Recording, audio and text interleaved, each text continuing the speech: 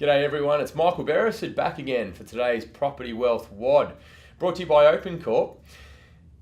The biggest thing, I guess, that motivates us as a business and initially helping family and friends were that people wanted to improve their financial situation. You're probably no different. It's probably the reason why you're giving up a few minutes to watch this WOD. When we ask people what retirement means to them, really it's just about creating some financial security, most likely probably being able to pass something on to the kids as well. But being able to take control of your financial future where you're not at the mercy of having to turn up to work every day to make an income and support a retirement.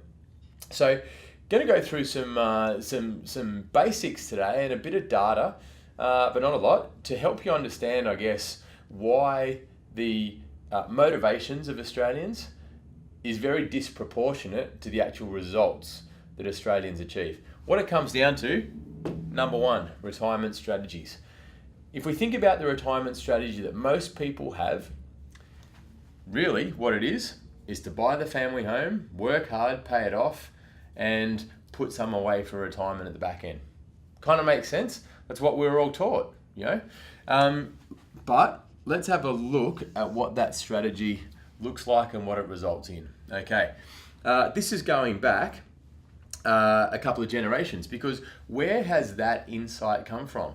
Why have we been taught to buy the family home, pay it off, and stash the rest under the mattress? Well, it's what our parents did, it's what our grandparents did, it's what our great-grandparents did.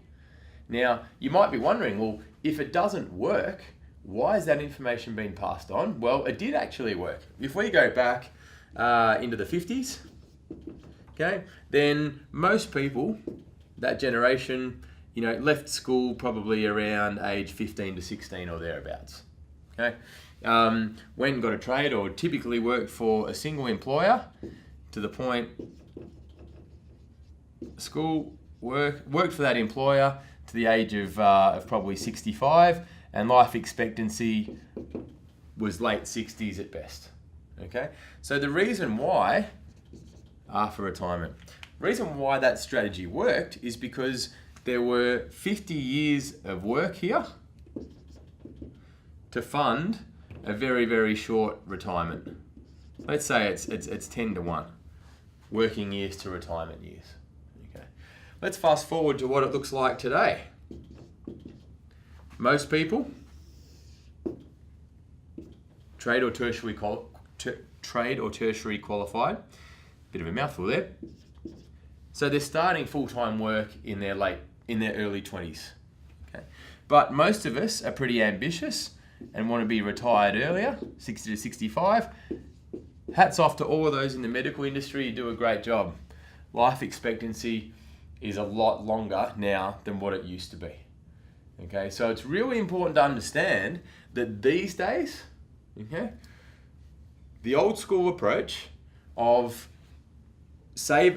leave school, get a job, save a deposit, spend the majority of your working life paying that property off, saving a little bit extra to fund a fairly short retirement. It worked for them, it doesn't work for us, because if you follow that approach and you take most of your working life to pay off a mortgage and you haven't actually put anything into assets that create a passive income, but your retirement is 20 years, not 2 years, you're going to run out of money pretty quickly. Okay? Ultimately, you're going to be responsible for the pension. We'll get to that in a second. If we look at this 2010s model, right, what we're doing is we're using these early years here to be really focused, okay, and to either buy a home or save a deposit to buy an investment property. Regardless, when we have that first property and it grows in value, it creates what's called equity, okay?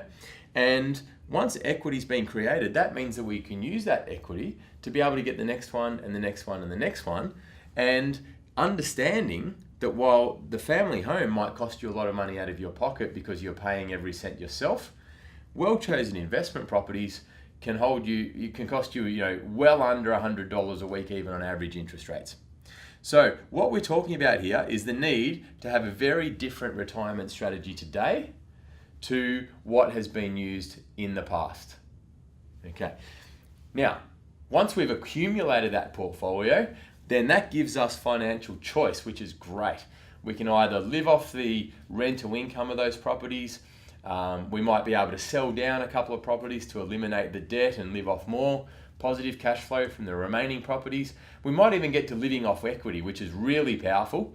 But I won't go into exactly what that is today. We can provide a link in this video to understand what living off equity is. But why this is important brings us to the second point, retirement incomes. Okay, you might be interested to know that since the 30s through the 50s, 90s to today, the number of people in the workforce as a proportion of those that are reliant on the pension is decreasing. Okay, so back in the mid-1930s, there were 12 taxpayers to every pensioner. Okay, go out to dinner with your 12 best mates, they'd shout you a pretty good dinner. Yeah. Fast forward through into the 70s, it was about 9 to 1. 1995, it was 6 to 1. And just a couple of years ago, it was actually continuing to decline to the point where by 2030, the government, the Australian Bureau of Statistics, is forecasting that that number will be 3 to 1. Okay, so while retirement incomes today are around $21,100 for a single for the year, okay, and for a couple, a smidgen under $32,000 a year for the couple. You know, it's simply flawed, where the best retirement strategy in retirement is to actually get separated and have 2 incomes each of $21,000 versus one together of just under $32,000.